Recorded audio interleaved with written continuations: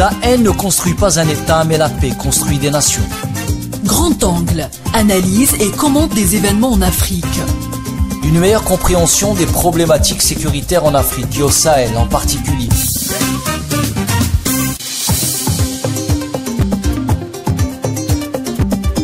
Bonjour chers amis auditrices et auditeurs d'Ifriqiya FM.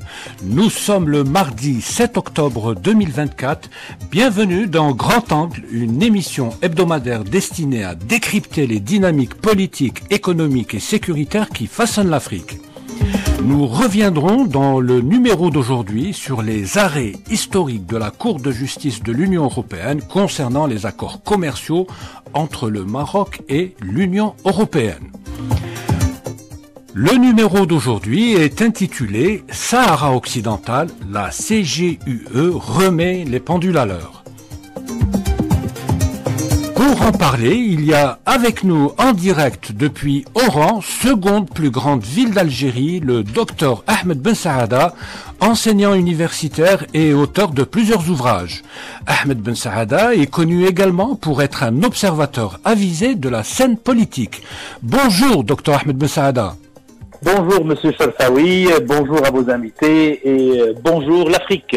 Bonjour à vous Dr Ben Saada, c'est toujours avec un très très grand plaisir que nous vous recevons sur le plateau d'Ifriqiya FM.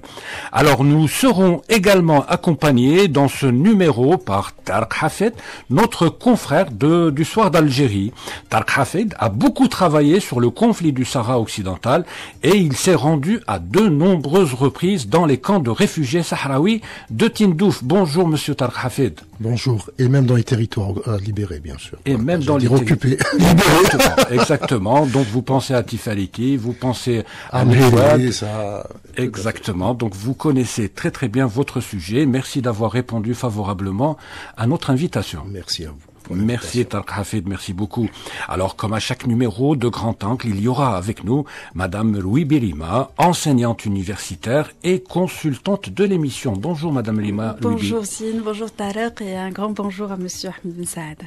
Alors bonjour à vous trois. Petit rappel des faits, mesdames et messieurs. Alors la Cour de justice de l'Union européenne a statué vendredi 4 octobre 2024 en faveur du Front Polisario en rejetant les recours introduits par le Conseil et la Commission de l'Union européenne et en approuvant l'annulation des accords commerciaux signés entre le Maroc et l'Union européenne étendue au territoire du Sahara occidental occupé. Alors, en septembre 2021, le tribunal de l'Union européenne avait prononcé l'annulation des deux accords de pêche et d'agriculture liant le Maroc à l'Union européenne et étendus au Sahara occidental occupé, affirmant qu'ils ont été conclus en violation de la décision de la Cour de justice de l'Union européenne de 2016 et sans le consentement du peuple du Sahara occidental. Les conseils et commissions européens avaient introduit un recours en appel devant la CGUE en décembre de la même année. Alors, il s'agit d'un triple arrêt de la CGUE. Ce triple arrêt vient contredire le soutien de plusieurs pays européens à la prétendue souveraineté marocaine sur ce territoire non autonome. Alors, première question, docteur Ahmed Ben Saada, je vous renouvelle mes salutations. Alors, de l'avis des représentants du Front Polisario, la décision de la Cour de justice de l'Union européenne constitue une grande victoire pour la cause sahraoui dans sa bataille juridique pour mettre un terme au gaspillage ou au pillage des ressources du peuple sahraoui. En quoi cette décision, en quoi ces arrêts, docteur Ahmed Ben Saada, sont-ils une grande victoire? Alors, c'est vrai que ce jugement du 4 octobre 2024 restera dans les annales juridiques de la cause de la décolonisation des pays dans le monde, parce que, premièrement, il fait suite à diverses et multiples décisions de justice en 2016, en 2018, comme vous l'avez cité, et en 2019. Mais en fait, l'avocat du Polisario, maître Gilles Devers, et il a donné en fait deux explications pourquoi cette victoire est fondamentale. Premièrement, le Front Polisario est maintenant un sujet du droit international, c'est-à-dire qu'il peut introduire, il peut revendiquer toute décision qui est contraire au peuple sahraoui. Et le deuxième aspect, c'est que toute activité économique dans le Sahara occidental ne peut pas se faire sans l'avis et sans l'accord du peuple sahraoui et du Polisario. Donc voici deux aspects très importants. Le premier, il suppose en fait que dorénavant le Front Polisario pourra revendiquer les droits du peuple sahraoui dans toutes les instances internationales et dorénavant les compagnies qui pillent les ressources des Sahraouis ne pourront plus le faire sans l'aval des habitants de cette région du monde. Donc, en la matière, c'est très intéressant. Et en plus, si on regarde, moi je suis passé au travers des 37 pages du jugement, à maintes reprises, la Cour de justice de l'Union européenne fait appel justement aux décisions, à toutes les décisions juridiques qui ont marqué justement l'histoire de la République arabe sahraoui. Il parle par exemple du 20 décembre 1966 et de la résolution 2229 qui a en fait réaffirmé le droit inaliénable du Sahara occidental à l'autodétermination.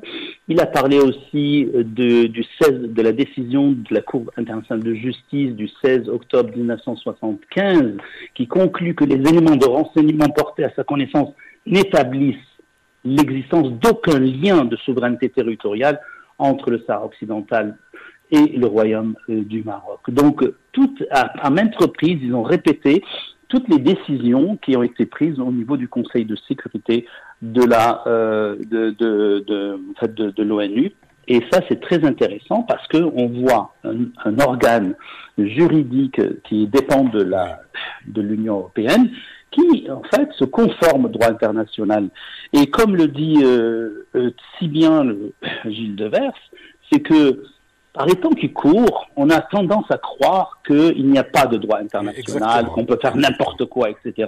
Et là, cette décision de la CJUE vient balayer tout ça. C'est-à-dire qu'il y a un droit international et qu'on ne peut pas faire n'importe quoi dans des territoires occupés. Et autre chose, c'est pas parce que vous occupez un pays ou un territoire pendant de nombreuses années que vous avez droit sur ce pays-là, que vous pouvez faire n'importe quoi dans ce pays-là. Cela est valable pour le Sahara occidental, mais cela aussi était valable aussi pour le cas de la Palestine aussi. Exactement. Donc ces deux cas, ces deux situations sont absolument équivalentes et le droit international.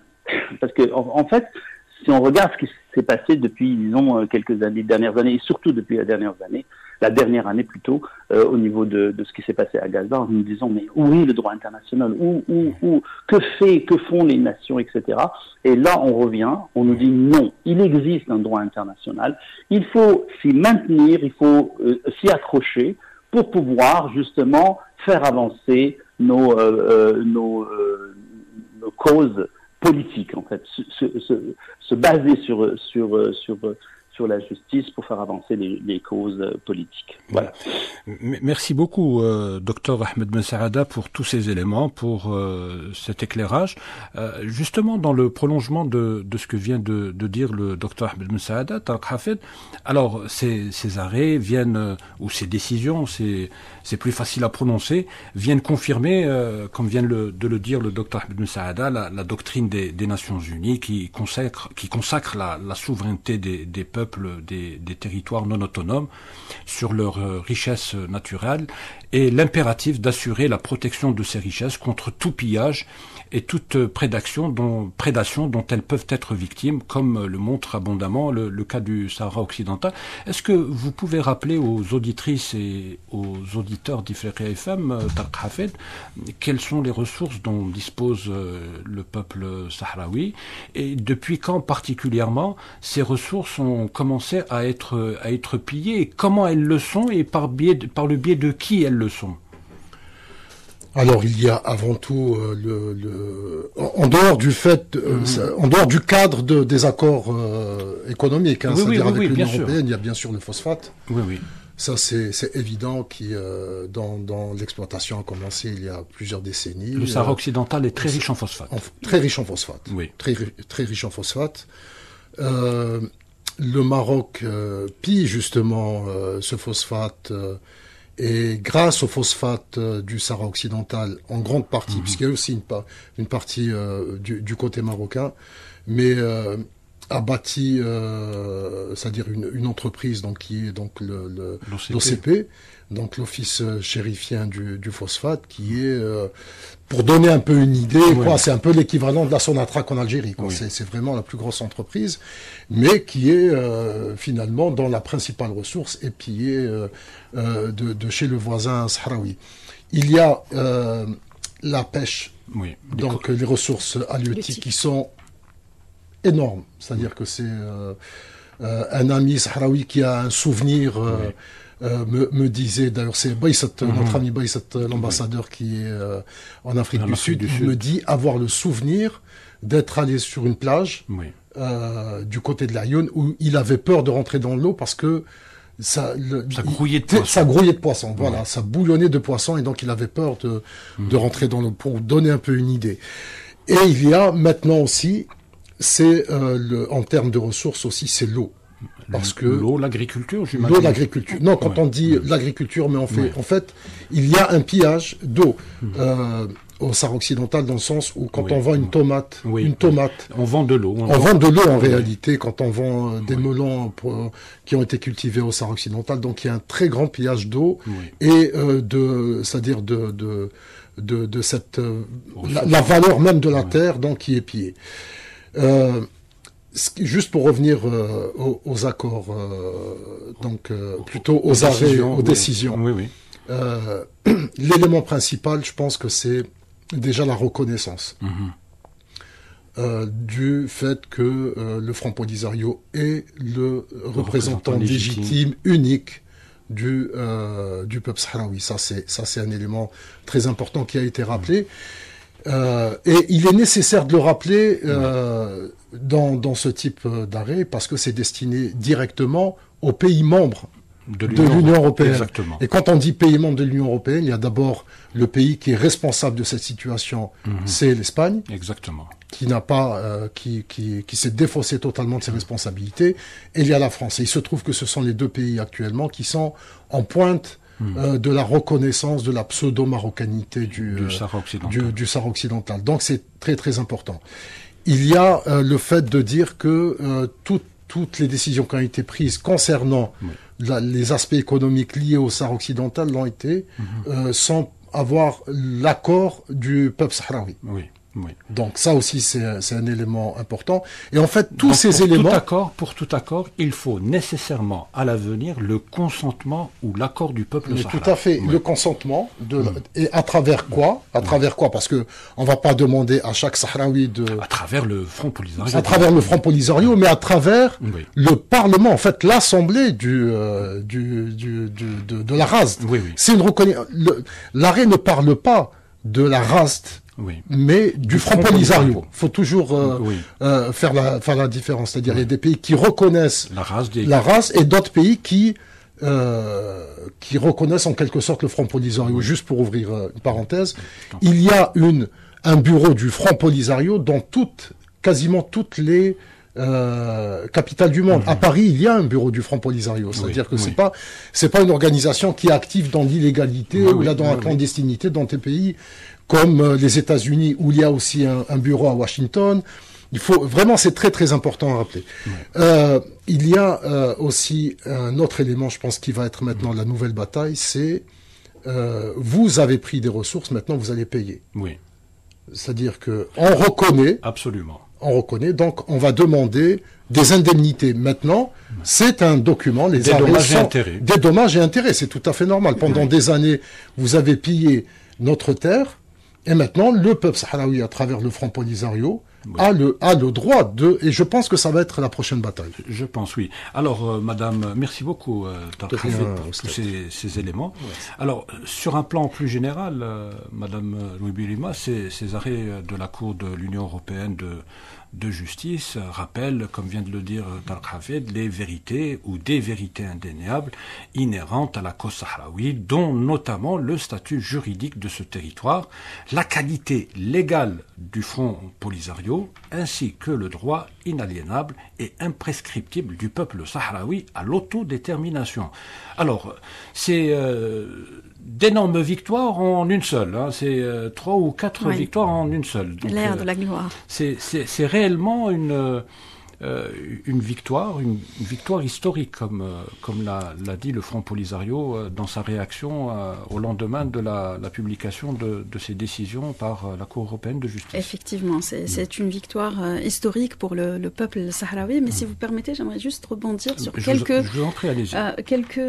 quelques chiffres justement qui témoignent de la richesse du peuple sahraoui, payés par je veux dire qu'ils sont pillés, oui. Exact, par le Mersenne. Donc on a en 2022, on a à peu près 203 000 tonnes de produits halieutiques qui sont vendus par le Mersenne, et toutes ces richesses apportent à peu près 590 millions d'euros pour le Maroc. Alors alors que les Sahraouis qui vivent dans les territoires occupés ou qui sont dans les territoires occupés ne voient pas la couleur de cet argent. En termes de retombées économiques, il n'y a absolument rien du tout. On prive également le peuple sahraoui. Alors il faut savoir que l'étiquetage et l'emballage, il se fait à Agadir. C'est-à-dire qu'on fait transporter tous les produits qui sont cultivés au Sahara occidental, transportés par route à Agadir et étiquetés, emballés comme étant des produits marocains. Alors qu'ils ne le sont pas.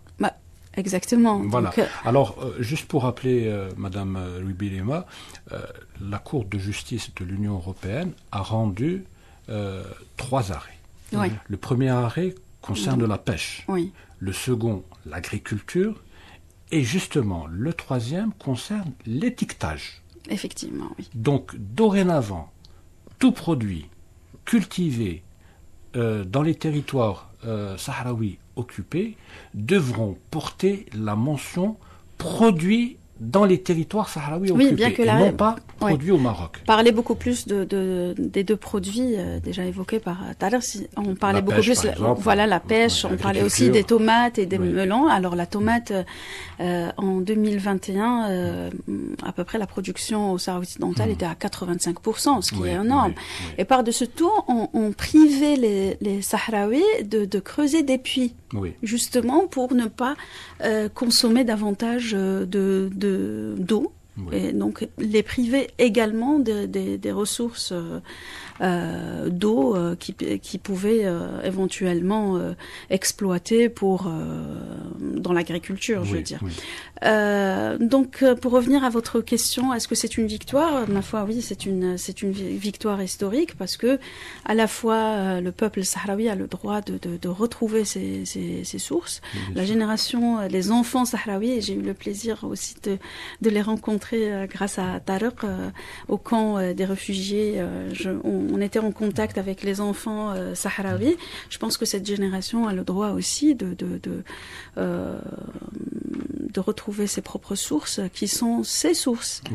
Et je pense c'est une bonne réponse également pour les déclarations de Omar Hillel à l'ONU, où il disait que le Sahara occidental faisait partie du Maroc.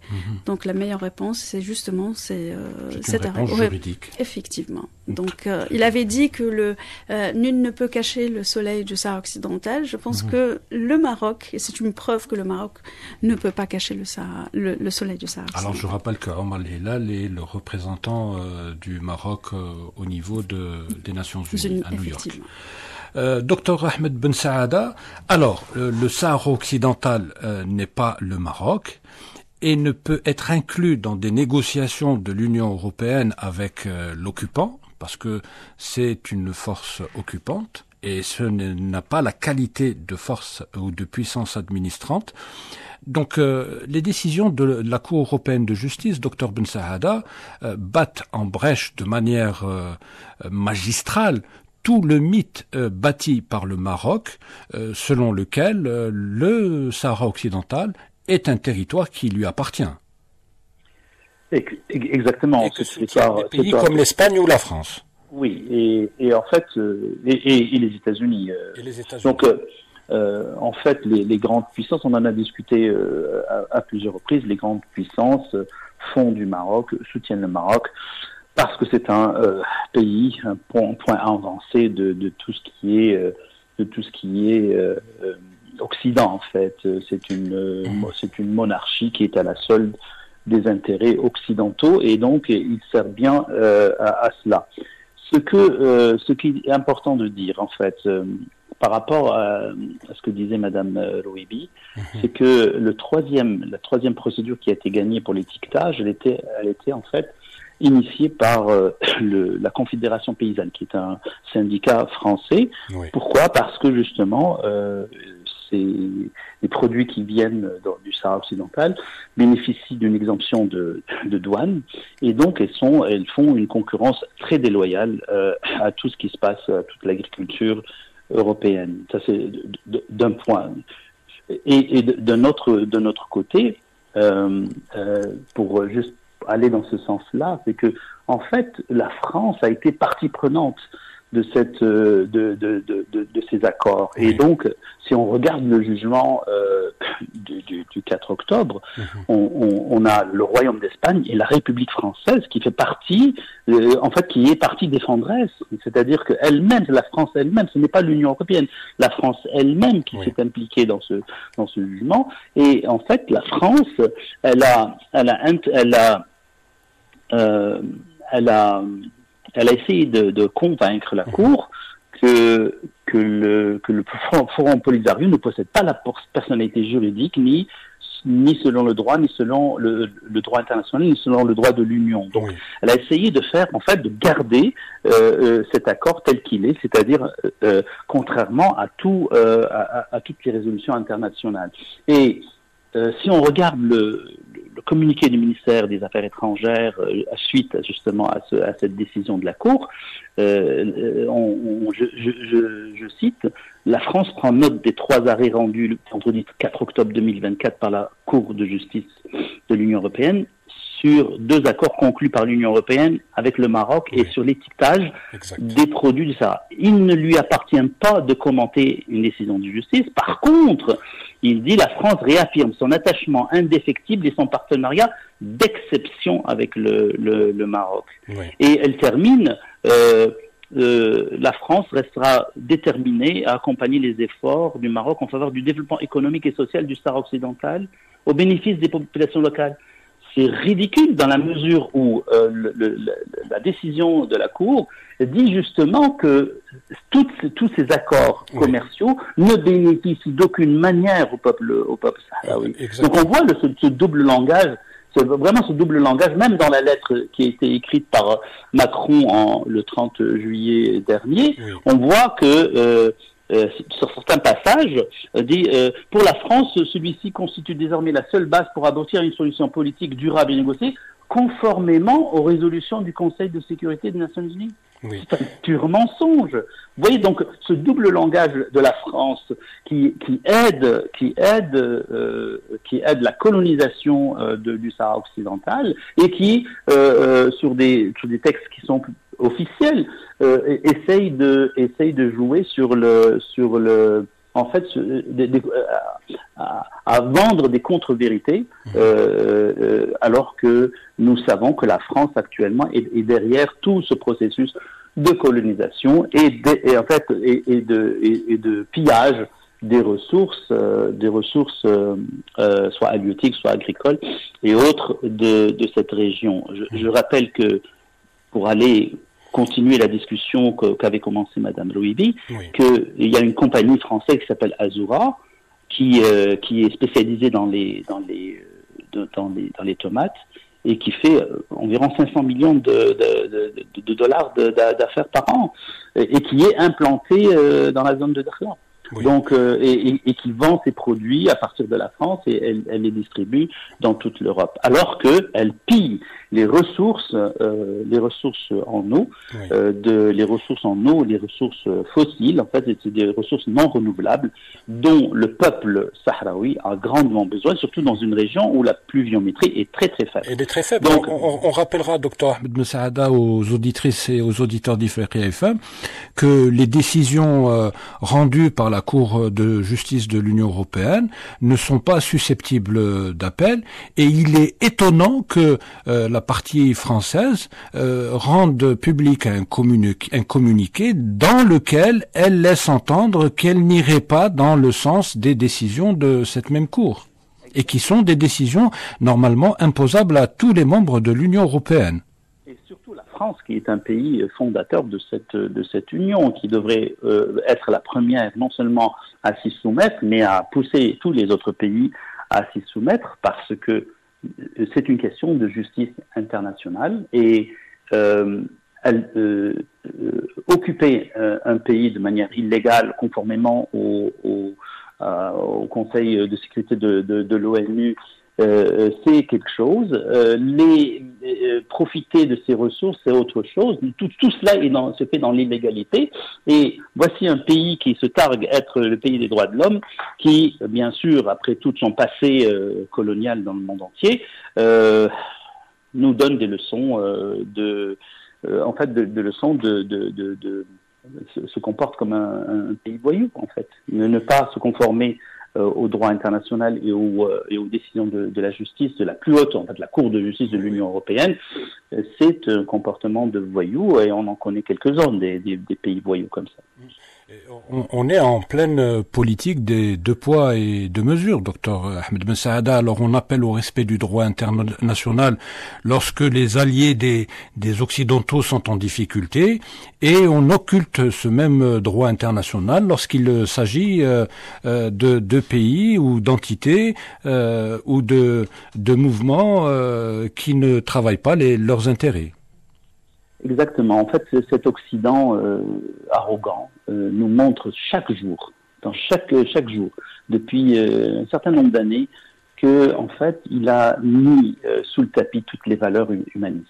Et ça, en fait, ce n'est pas le déclin d'une nation ou d'une région du monde qui se pense être celle qui dirige le monde, se fait par le déclin de ses valeurs. Et actuellement, nous voyons que cet Occident perd ses valeurs, les valeurs pour lesquelles il s'est battu à son origine, et qui, durant toute son existence, il a bafoué. Et maintenant qu'on est revenu quand même à un droit international avec l'ONU, avec ces fameuses cours de justice, etc., on s'est dit, bon, les pays se sont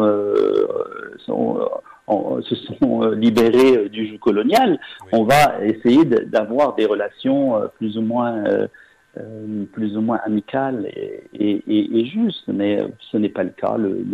L'Occident, et en particulier la France, les États-Unis, et l'Angleterre et d'autres pays, continuent à bafouer le droit international et l'utiliser, bien sûr, quand il s'agit de leurs propres intérêts. Absolument. Merci beaucoup, docteur Ahmed Messaada. Tarek Hafid, alors, Front Polisario, représentant légitime du peuple sahraoui. Le peuple sahraoui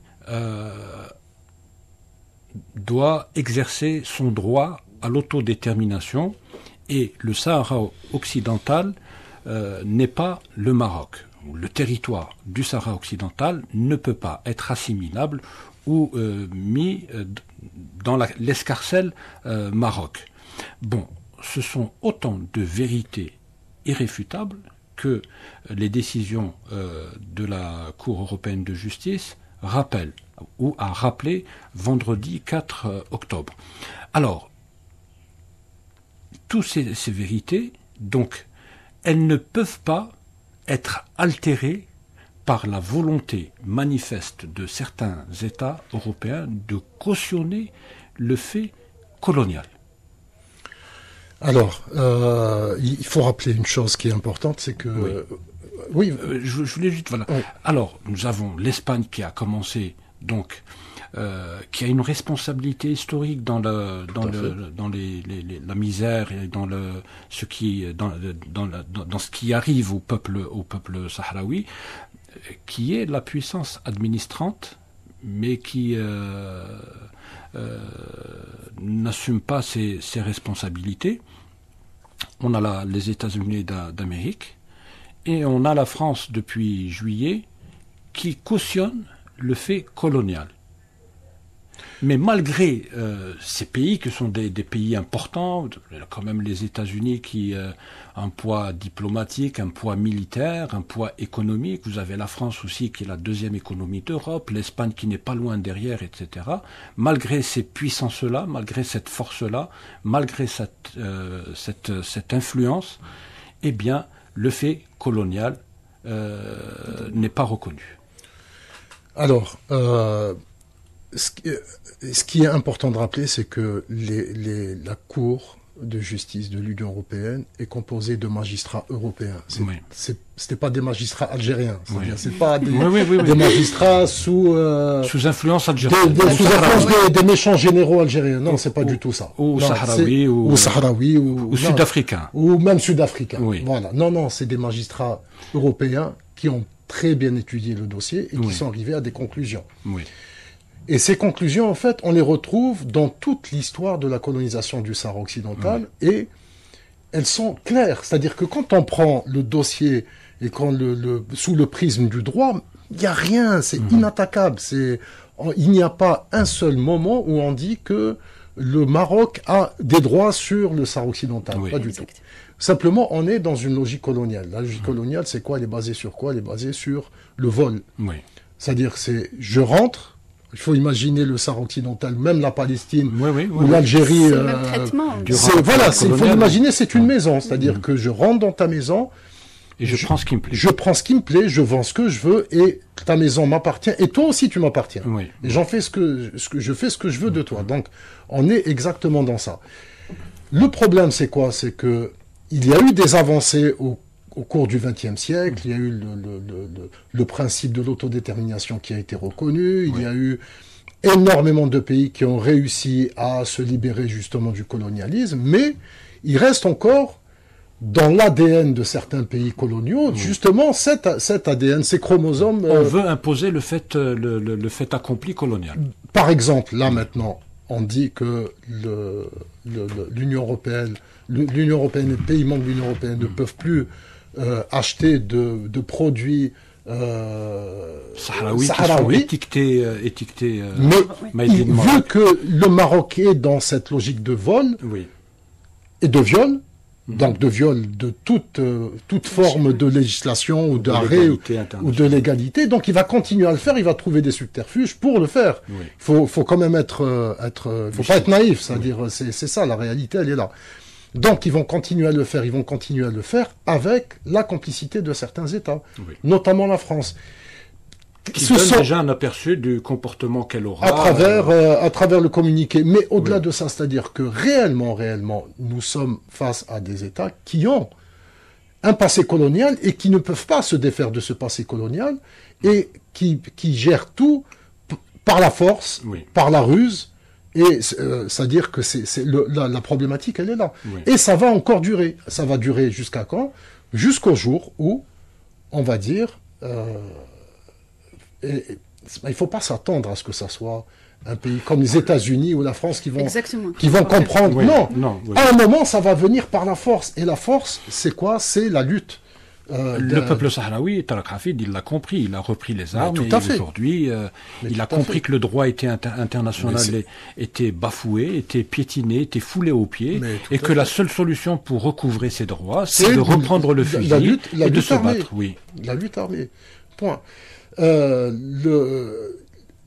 Pourquoi aussi ces arrêts ouvrent des perspectives, j'ai dit tout à l'heure, c'est sur le plan financier, c'est-à-dire en termes de dédommagement. Là, ça pourrait donner... Puisque tout est imbriqué dans ce dossier. Le Front Polisario, la RASD, a besoin d'argent. A besoin d'argent, notamment pourquoi ? C'est un État, c'est une organisation, un mouvement de libération qui est maintenant totalement impliqué dans une phase de guerre. Il a besoin d'argent pour acheter des armes. Oui, exactement. C'est son droit le plus légitime d'acheter des armes. C'est pas quelque chose... Encore une fois, ce n'est pas une organisation terroriste ou pas du tout. Non, c'est un mouvement de libération. C'est un mouvement de libération. Il a le droit et c'est un État aussi qui est reconnu par de nombreux États et donc il est légitime. Il est membre fondateur de l'Union africaine. De l'Union africaine, excusez-moi. Donc il est légitime qu'il puisse acquérir les moyens de se défendre et de défendre sa cause. Donc l'aspect financier aussi va entrer en compte et il est très important. Merci Tarek Hafid. Rima Louibi, restons sur le fait accompli colonial et la volonté de le perpétuer, de l'imposer. Bon, on peut rappeler l'ignoble marché que Donald Trump a passé avec le souverain marocain. Alors, en contrepartie de la reconnaissance de l'entité sioniste, par le Maroc... Et qui n'a pas été rappelé dernièrement lors de la visite de Borreta et sa rencontre avec Blinken. C'est-à-dire Blinken ne l'a pas rappelé. Oui, parce qu'entre-temps, il y a eu un changement de position, de président aux États-Unis. Et donc là, on revient à la position hantée des États-Unis qui consiste à entretenir une ambiguïté stratégique vis-à-vis du dossier sahraoui. Alors, mais l'idée, c'est que l'Amérique de Trump a passé un marché. Donc, en contrepartie de la reconnaissance par le Maroc de l'entité sioniste, alors vous avez les États-Unis qui s'assoient sur les droits des Sahraouis et qui reconnaissent donc la marocanité prétendue marocanité du Sahara occidental. Et on le voit aussi à travers aussi l'attitude de l'Espagne vis-à-vis du Sahara occidental, qui est l'ancienne puissance occupante. Et vous avez aussi, comme le disait tout à l'heure Tarek Hafid, en juillet, le président français Emmanuel Macron qui emboîte le pas à l'Espagne et aux États-Unis. Mais nous sommes en 2024. Qu'est-ce qui fait courir tous ces présidents ? Pourquoi la France, on le sait qu'en sous-main, elle a beaucoup aidé le Maroc à envahir le Sahara occidental. Beaucoup aujourd'hui le disent, c'est attesté, c'est confirmé. Le plan d'autonomie marocain qui est à chaque fois mis sur la table a été concocté dans les laboratoires français. Mais pourquoi la France n'a attendu juillet 2024 pour afficher son soutien au Maroc et pourquoi elle ne l'a pas fait auparavant, comme l'Espagne aussi. Je pense que le soutien a toujours existé, c'est-à-dire il a été uniquement exprimé d'une façon explicite. Mais pourquoi maintenant Pourquoi maintenant ? Est-ce que c'est en rapport avec le fait que la France commence à perdre du terrain en Afrique et qu'il s'accroche aux derniers précarés pour s'accrocher en Afrique, oui, je pense que les Français mais il y a une perte de vitesse, il y a quand même une grande perte de vitesse de la France. Parce que les Africains ont toujours eu conscience de leur propre destin, ma foi, et puis je pense que cela reflète beaucoup plus une crise politique en France. Parce que si on revient à la demande de la haute juridiction européenne et cet arrêt, il faut rappeler aussi que c'est un syndicat de paysans français qui a déposé, qui a fait appel au tribunal français, qui l'a transmis justement à la haute juridiction européenne. Donc c'est-à-dire qu'il y a tout de même une opinion publique européenne qui est consciente de ces enjeux, dont les gouvernements européens sont complètement déconnectés avec avec l'opinion publique. Et ça ne sera tardé. Voilà. Mais ça serait bien de faire aussi le rapprochement avec le soutien de ces pays-là avec l'entité sioniste. C'est pratiquement les mêmes pratiques et c'est quasiment le même soutien. Donc, et on a une opinion publique européenne qui est assez consciente qu'on profite de son humanité et qu'on profite de ses impôts justement pour faire perdurer des projets de colonisation, que ce soit au Sahara occidental ou que ce soit en Palestine. On a vu le cas des produits sionistes étiquetés Israël alors qu'ils viennent des territoires occupés de Cisjordanie. Donc on a affaire pratiquement au même cas et aux mêmes pratiques politiques sionistes et mercenaires. On a même vu dernièrement aussi, pour détourner justement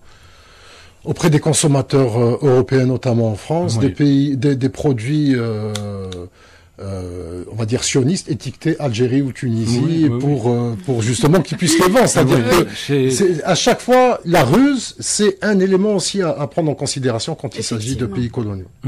Merci beaucoup, Tarek Hafed.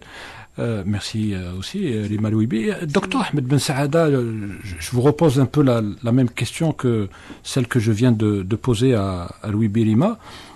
Pourquoi l'Espagne et la France ont-elles attendu 2024 pour l'une et 2022, Tarek Hafed, 22 pour l'Espagne, pour pour s'afficher clairement aux côtés du Maroc et se positionner contre le peuple sahraoui en lutte? Alors, c'est vrai que il y a plusieurs éléments de réponse, mais il me semble que au niveau de la politique française, si on regarde par exemple sur l'Espagne et la France, ou s'agit-il d'autre chose? Non, mais il me semble que dans le cas de la France et même de l'Espagne, qu'il s'agit d'une question de politique intérieure. Vous avez par exemple les gens du Rassemblement national qui sont pro-marocains, qui sont même anti-algériens, et même le leader de LFI qui lors d'un voyage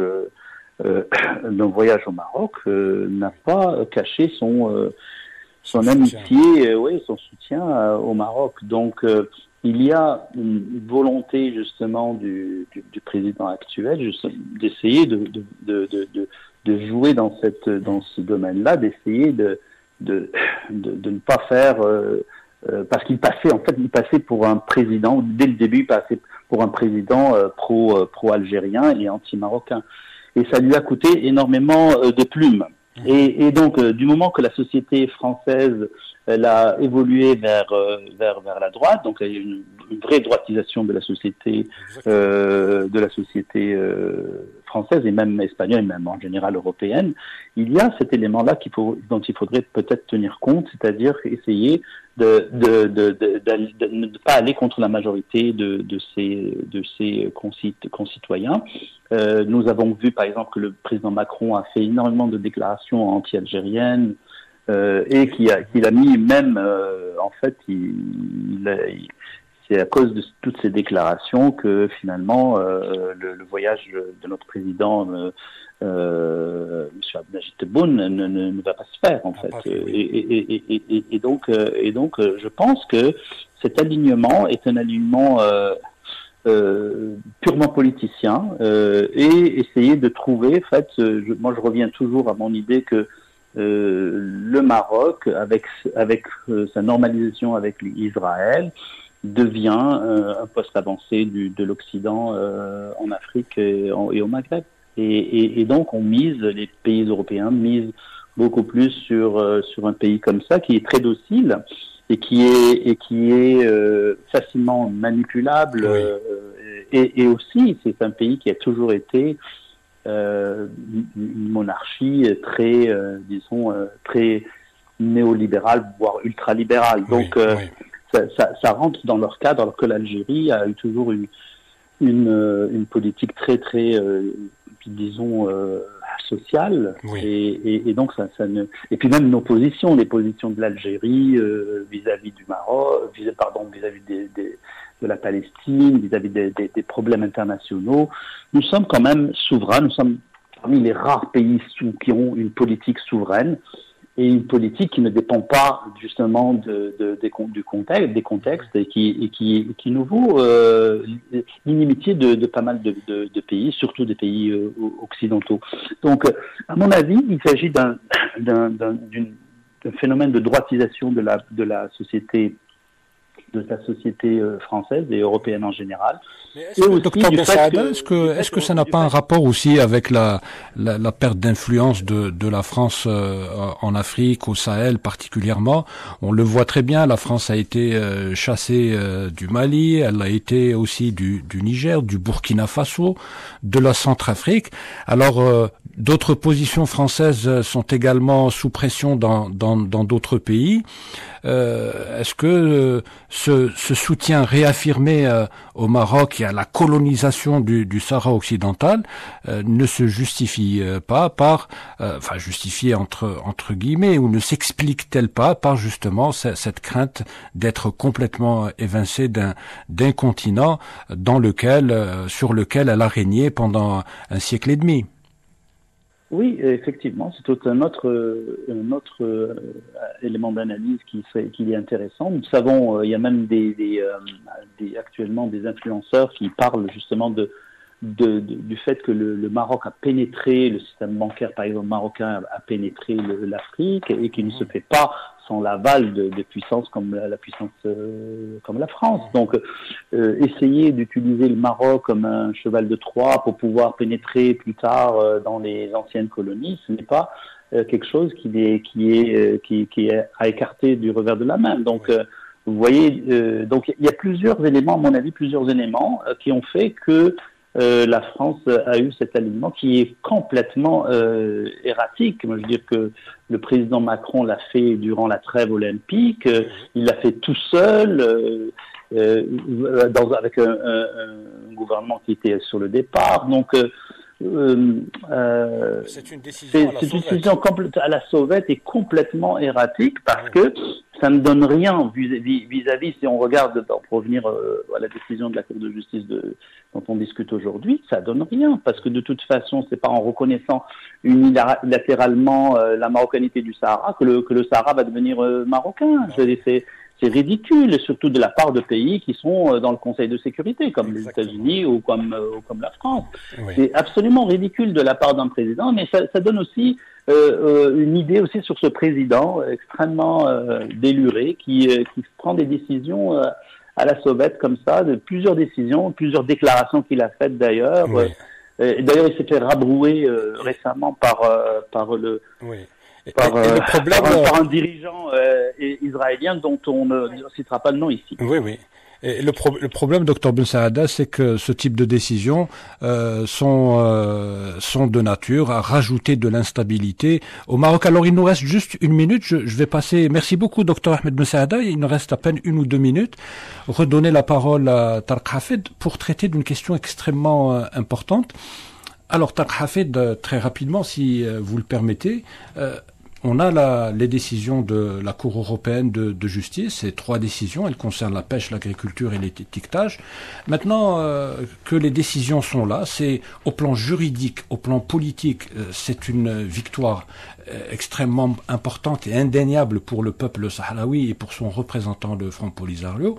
Maintenant, quelle sera la suite? Est-ce que vous vous attendez à ce que le Front Polisario attaque toutes les sociétés étrangères qui pillent ou qui travaillent illégalement sur les territoires sahraouis occupés? Est-ce que vous vous attendez à d'autres actions en justice?